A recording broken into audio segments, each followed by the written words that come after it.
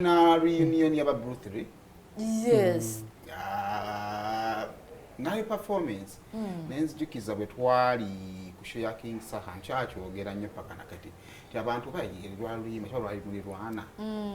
Nayimba nga yazze kuyimbira abantu. Nenga abantu be bayimba. Nasaba ndisaba mbasibu ne banyabo. Bayimbire ko kwa kyekyakoze. Kyeshandese. Manye ne n'obujja kikulu. Bayinza fuukira abo abayimbi n'ofuuka omuwagizi. Naye ne Bruce Lee nakirabye ng'abantu bali like mu luyimba balumanyi. Sindi n'awalirizibwa n'okwogera ku mazima nti muli bakulu. Buli luyimba mulumanyi bantu mwe muli bakulu. Omuntu n'ayimba oluyimba lwa myaka 15 era taba muto. Abamu 325. Soko twendowooza ekyali mu reunion eyo tujje tutandika endongo wano. Tennatuuka omwana Niko. Kale kakati tutandikire wano. Eba soko mpe carols ziveewo. Ego twali ne carols. Zimpe ziveewo.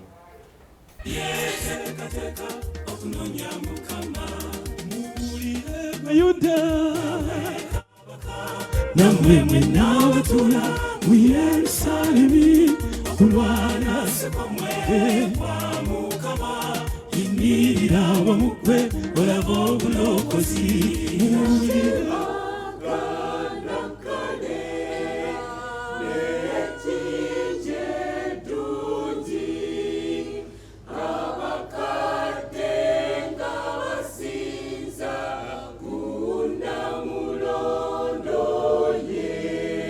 PBS Terefina Mukyala Evelyn Ndagire Majestic Brands Omwami David Nkata Mpaji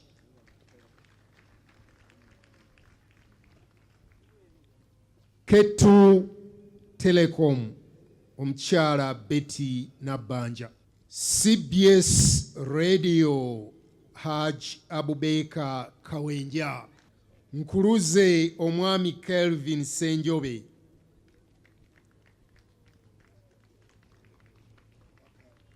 as me, as Lilian Babazi, because I was on stage at some point, I was like just looking at the girls like, eh?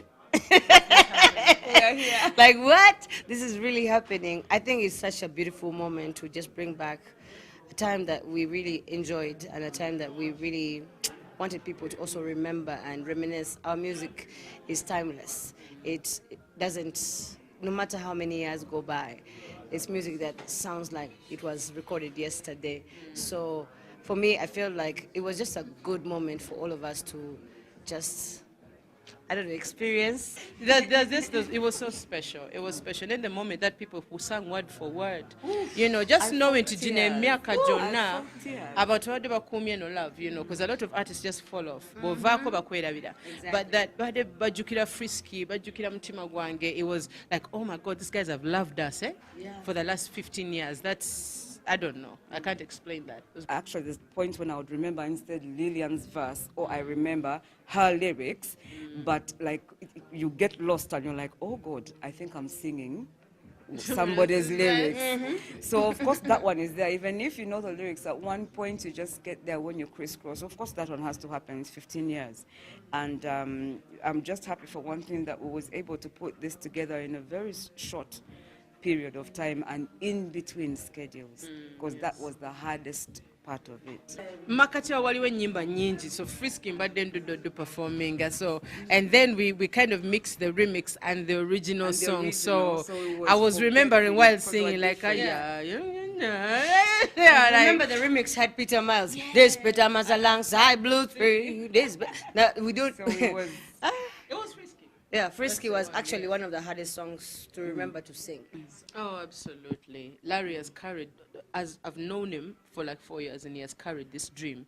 Ngatambula, even with the clothes that we're wearing and the designs, Bulichimu for the last 4 years, trying to get us to sit down on a table and talk. And I think his approach was nice, because approach ya so kabali batugatanga brands echo chagana, because they got Daffin, who is my manager, ne agibesi ne timu yona, ne timu ya Jackie, ne timu ya Nbogere. Kata webatula tibategera chemistry jetulina as people. Larry natutuzanga abakazi nti kati natuka mu room nagamba mwogere nga mmwe. And that approach made the magic. That was it. Natule come Yeah, like everything. Yeah, we want had to the fight first and aid shout at each outside. other until at the end, and it's like it's about the show. Yeah. So you want to come and And now we're at the end ready. of the day, this is about business as well for us. We are grown women now. We understand that we have families to look after. We have our Our careers. lives, yeah. We have a brand that we also literally just left like that, Yeah. which people are still yearning for. We're doing the concert first. We want to We want to do a focus, concert, yeah. focusing on the concert. After that, we'll decide where we want the brand to go. But right now, our mind is all on a reunion concert. Yes. Yes.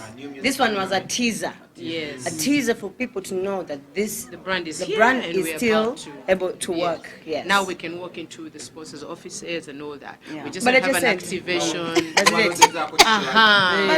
Yes. That is. We actually sat down Yeah. and decided We- we're going to we- be yeah. called Blue 3. What It's not like was the someone first name gave we it to us. decided? Axis. Oh my God. Oh,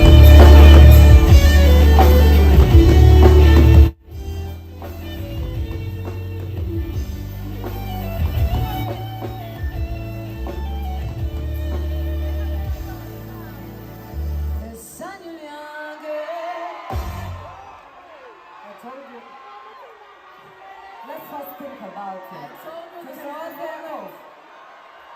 Can we think about it? No. Yes? No.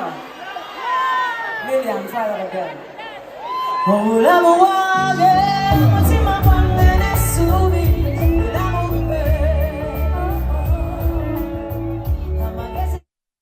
kale interview yabadde yakoleddwa nga bamaze okukola concert yaabwe. Omanyi bannayuganda twagala nnyo negativity okusinga ebitambula, naye ndowooza tulina kuba empawalinga bwempawalinzi babeeko kye bakola. Kati mbuze okuddiŋŋana kuno kugenda kubeerawo olubbanga lyonna bwabaawo project esobodde obbagatta nga beegatta nga bayimba buli omu ng'akwata erirye Basobola okuddiŋŋana for a project. for a project. Ne bagamba tugenda kukola projects 4. Ne bagamba tugenda kukola tour e Kampala, tugenda kukola tour 2, tugenda kukola tour 2 mu America, tudde buli omu akola ebibye. Okay. Bayisobola otaddamu kukola projects mpya kubanga era waliwo it is not worth it. Ojja kukola olimba lugaane. Kale ffe ejjukira tugenda bwe tujja gye bali tujja kulaba kikirungi. Kasi entandikidde wa ddakiika emu njala tugende ku nsonga ya leero. About the reunion ne kiki ky'okirabamu ekisobola okufuuka. Reunion simbi ekisooka yajjukizza abantu nti good music aba good music era okuyimba okwaddala kunyuma n'abantu bakunyumirwa kuba abasinga babadde balowooza abayimbi abamu abamanyi okuyimba balowooza tekikyakola amaliriza atagalidde eno mu bidongo naye ng'ate nabali okola ekituufu abantu ne bakikola ki ne bakyagala so kyabadde kyakujjukiza kinene nnyo nti okuyimba okulungi kukyakola era kusobola okukolera ddala. Kirungi nnyo abantu we bakeera ku makya ne bakkiriziganya nti twali tukolaganyeeko twalinako moments ennungi tusobola oziraping up ne tujja ne tuziteeka inter business sense ne tubaako kye tukola ki ne tubaako kye tukola kitegeera so reunion eyo nze nagyagadde lwakuba enyuma ng'ekomawo ku projects tenyuma kugatta lumu yonna ng'ebaali nga bali nga bakyali bawala kuba kati ebbanga liyiseewo abantu bakuzeemukko nga Cindy bwe yakyogedde entondo zibaamu kati buntu butinitini busobola obbanyiiza ate ne butta ekintu ekirungi so bwe baba nga bajjabuzi ne bakola projects ne bakola concerts oba baagala ku performance ng'osobola okyafoodinga n'okikola then ekyo kiba kirungi baba basobola okukitambuza.